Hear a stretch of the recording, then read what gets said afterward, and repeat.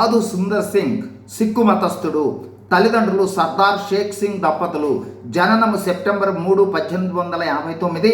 జన్మస్థలం పంజాబ్లోని లూధియానా. గొప్ప సంపన్న రాజకుటుంబంలో జన్మించాడు.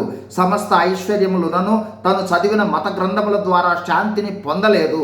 సాధు సుందర్ సింగ్ ద్వేషించిన మత గ్రంథం బైబిల్ మతము క్రైస్తవ మతము. అయితే తన ఆత్మశాంతి కొరకు తన ఇష్ట దైవముల ప్రత్యక్షత కోసం ఒక రాత్రి తన గదిలో ప్రార్థన కోసం కూర్చుండి ప్రత్యక్షత కానట్లయితే ప్రాణత్యాగము చేయనుద్దేశించాడు.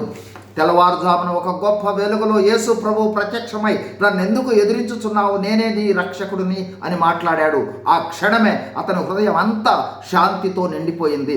ఆ విషయం తల్లిదండ్రులకు చెప్పినప్పుడు వారు అదంతా భ్రమ అని చెప్పి ఆయనను క్రీస్తు నుండి మళ్లించ అనేక రీతులుగా ప్రయత్నం చేశారు. కానీ అతడు మారలేదు. తన వంశ గౌరవం పోతుందని తండ్రి కుమారుడైన సుందర్ సింగ్కి విషమిచ్చి ఇంటి నుండి వెళ్ళగొట్టాడు.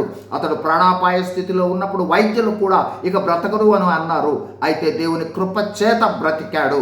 అనతి కాలంలోనే యేసుక్రీస్తును సొంత రక్షకునిగా అంగీకరించి ఆత్మ తీవ్రతతో దేవుని కొరకు జీవించడం ప్రారంభించాడు. తర్వాత ఈ లోక భోగ భాగ్యాలన్నింటినీ విడిచి కాషాయ వస్త్రధారి అయి అనేక శ్రమలను ఎదుర్కొంటూ రాష్ట్రములు దేశములు తిరిగి పల్లెల్లో క్రీస్తే లోకరక్షకుడిని సువార్త ప్రకటించాడు. పంచ మహాఖండాలలోని ముఖ్య పట్టణాల్లో సువార్తను ప్రకటించినట్లు చూస్తాం. తన జీవితంలో దేవుడు అనేక ఆశ్చర్య అద్భుత కార్యాలు చేసినట్లుగా చూస్తాం. సాధు సుందర్ సింగ్ గారి జీవిత చరిత్ర చదవగలరు. ప్రపంచంలోని అన్ని దేశాలలో అనేక శ్రమలు వ్యయ ప్రయాసలతో ప్రాణాపాయ స్థితులను కూడా ఎదిరించి సువార్తను ప్రకటించాడు. ఆయనను దేవుడు రక్షించి భద్రపరిచిన విధానాన్ని మనం చదివితే ఆశ్చర్యచకితులమవుతాము. టిబెట్ దేశంలో సువార్త ప్రకటన నిషేధము.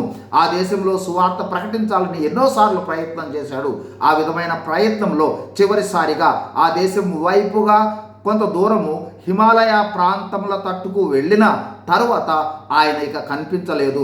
ప్రియ క్రైస్తవ రాజవంశస్థుడు, సిక్కు మతస్థుడు, క్రైస్తవ ద్వేషిగా ఉన్న సాధు సుందర్ సింగ్ దేవుణ్ణి తెలుసుకున్న తర్వాత ప్రాణాపాయ పరిస్థితుల్లో సహితం అనేక దేశాలలో ఏసే దేవుడు, ఏసే రక్షకుడని సువార్త ప్రకటించగా మరి మన మాట ఏమిటి?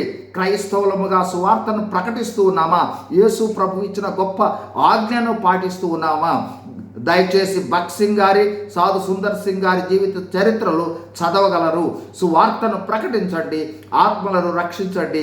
God is in you, God is with you. God bless you. Thank you.